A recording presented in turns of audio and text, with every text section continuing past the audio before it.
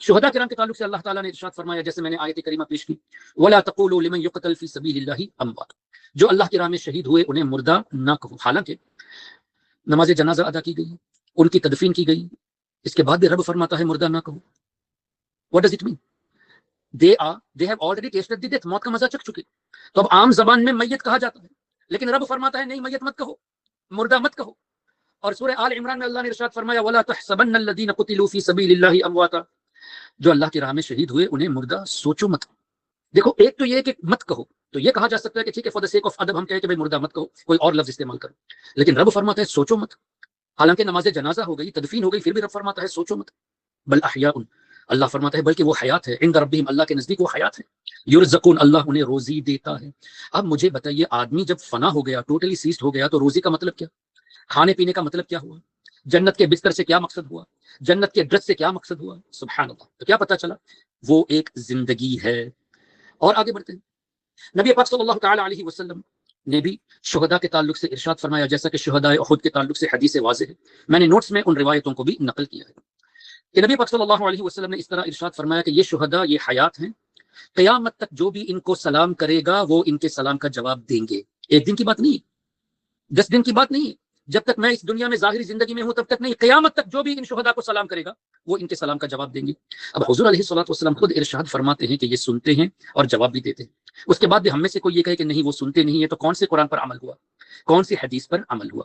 پھر ہم میں سے کوئی یہ کہے کہ نبی مردہ ہے، جبکہ نبی کے جو غلام ہیں، ایک آدمی مثال کے طور پہ جہاد کے لیے گیا اور اس کا ارادہ یہ تھا کہ اللہ تعالیٰ کے دین کی خاطر، اللہ کی رضا حاصل کرنے کے لیے حضور علیہ الصلوۃ والسلام کی غلامی کرتے ہوئے میں اس جہاد میں شریک ہو رہا ہوں۔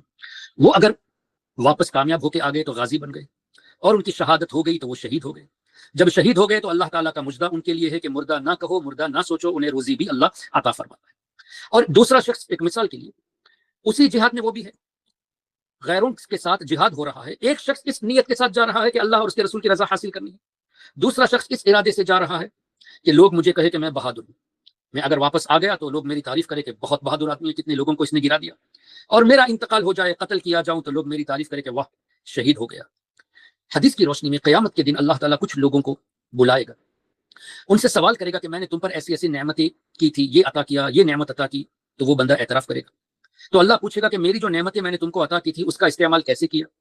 تو ایک شخص کہے گا کہ اللہ تو نے مجھے بہت دولت سے نوازا، میں نے اس دولت کو تیری خاطر لوگوں میں خرچ کیا، جیسے مساجد بنائے، مدارس بنائے، غریبوں کی مدد کی، بیواؤں کی مدد کی، یتیموں کی مدد کی، میں نے تیرے لیے یا اللہ یہ سب کچھ کیا۔ تو اللہ تعالیٰ ارشاد فرمائے گا تو جھوٹا ہے، تو نے یہ کام کیے لیکن نیت یہ تھی کہ لوگ میرے بارے میں یہ کہے کہ یہ بندہ سخی ہے، کتنی مسجدیں بنا دی، کتنے مدارس بنا دیے، کتنے لوگوں کی مدد کر دی، تم یہ چاہتے تھے اور لوگوں نے تمہاری تعریف کر دی، تو جو تم نے چاہا وہ تمہیں مل گیا۔ اللہ فرشتوں کو حکم دے گا کہ گھسیٹ کر جہنم کی طرف اسے لے جایا جائے۔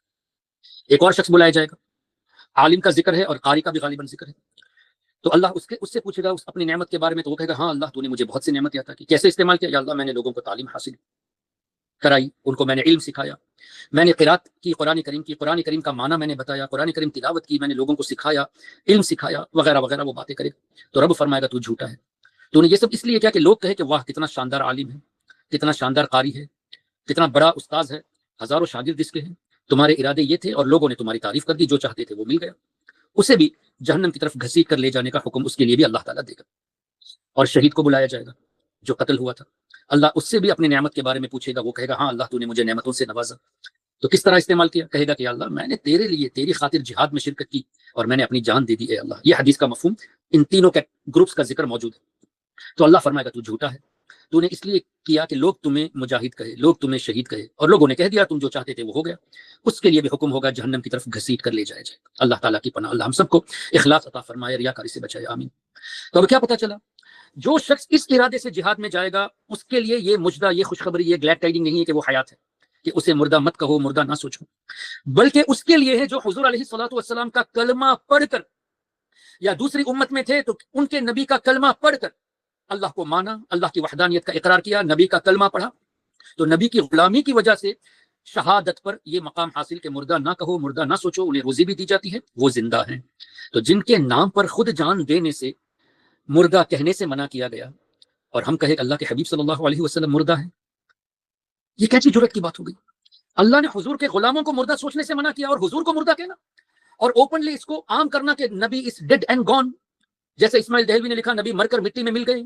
اور آج کل بھی یہ وہاں بھی فالوورز، آپ اسکول ٹیکسٹ بک دیکھ لیجیے، انگلش میں کئی ٹیکسٹ بک آپ کو مل جائیں گے، بلکہ آپ گوگل سرچ کر لیجیے، دا پروفٹ از ڈیڈ. اب مجھے بتائیے، اللہ نے جب مردہ سوچنے سے بھی منع فرمایا، حضرت سیدنا امیر حمزہ رضی اللہ تعالیٰ عنہ شہید ہوئے. اب اگر کوئی کہے گا کہ امیر حمزہ مردہ ہے تو قرآن کے موافق ہوا یا قرآن کے مخالف ہوا؟ ظاہر خلاف ہوا. اللہ نے تو منع فرمایا نا کہنے سے بھی اور سوچنے سے. اب کوئی کہے کہ حضرت امیر حمزہ مردہ ہے تو قرآن کے خلاف ہوا.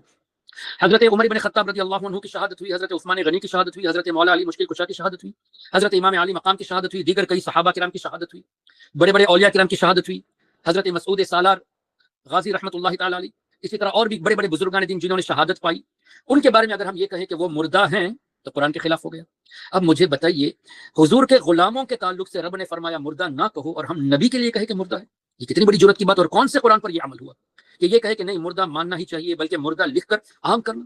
تب کیا کہا جائے؟ اچھے الفاظ استعمال کریں. کیا مطلب؟ مردہ کہے بغیر، چونکہ منع ہے اس لیے انتقال کر گئے.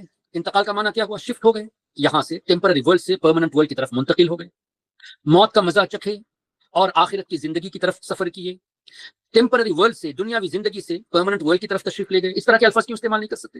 کیا مردہ کہنا ضروری ہے؟ ایک تو غلط ہے، اور غلط جانتے ہوئے یہ کہتے ہوئے کہ ہم قرآن اور حدیث پہ عامل ہیں، قرآن اور حدیث پر عمل کرنے والے ہیں، قرآن اور حدیث ہی کو مانیں گے، تو قرآن اور حدیث کے خلاف کیوں بولتے ہیں؟ اب حضور علیہ الصلوۃ والسلام نے یہ بھی ارشاد فرمایا الانبیاء، اللہ کے جتنے بھی نبی، احیاء، وہ حیات ہیں. دیکھیے حدیث میں احیاء کا لفظ ہے، اس حدیث پاک کو اس نوٹ میں بھی جمع کیا گیا ہے. الانبیاء احیاء، امام بیہقی ہجری 458 میں وصال ہوا، انہوں نے باقاعدہ حیات الانبیاء کے نام سے کتاب لکھی ہے. کتاب کا نام ہی حیات الانبیاء ہے، اور حدیثوں سے، قرآن کریم کے آیات سے ثابت کیا ہے کہ انبیاء کرام علیہم الصلوۃ والتسلیم موت کا مزہ چکھنے کے بعد اپنی مبارک قبروں میں اپنے مبارک جسموں کے ساتھ حیات ہیں. تو حضور علیہ السلام فرماتے ہیں الانبیاء. کب فرمائے؟ دنیاوی زندگی میں فرمایا کہ الانبیاء یعنی مجھ سے پہلے جتنے بھی انبیاء کرام نے موت کا مزہ چکھا وہ سب کے سب احیاء فی قبورہم، ان کی قبروں میں حیات ہیں. صرف اتنا ہی نہیں، حدیث کے اگلے جملے یصلون، یہ تمام انبیاء کرام علیہم الصلوۃ والتسلیم اپنی قبروں میں نماز ادا کرتے ہیں. اب نماز ادا کرنے کے لیے جسم کا ہونا ضروری ہے، اور ہمارا ٹاپک ہے the prophets of Allah are physically alive in their graves. جسمانی جسم مبارک کے ساتھ حیات ہیں. یہ ہمارا ہیڈنگ حدیث کی روشنی میں ہے. کیوں حضور علیہ السلام نے یصلون کا لفظ استعمال فرمایا؟ الانبیاء احیاء، ارواح الانبیاء احیاء کہاں فرمایا؟ دکھا دو حدیث میں. ارواح الانبیاء کا تذکرہ ہوتا ہے تو چلو مان لیتے کہ بھائی ان کا آبجیکشن ہے کہ بھائی انبیاء کرام کی باڈی سلامت نہیں ہے، صرف ارواح حیات ہے. لیکن یہاں ایسا نہیں ہے. الانبیاء، لفظ انبیاء میں جسم بھی آ گیا، روح بھی آ گئی. احیاء، وہ حیات ہیں، فی قبورہم، ان کی قبروں میں، یصلون، نماز ادا فرماتے ہیں.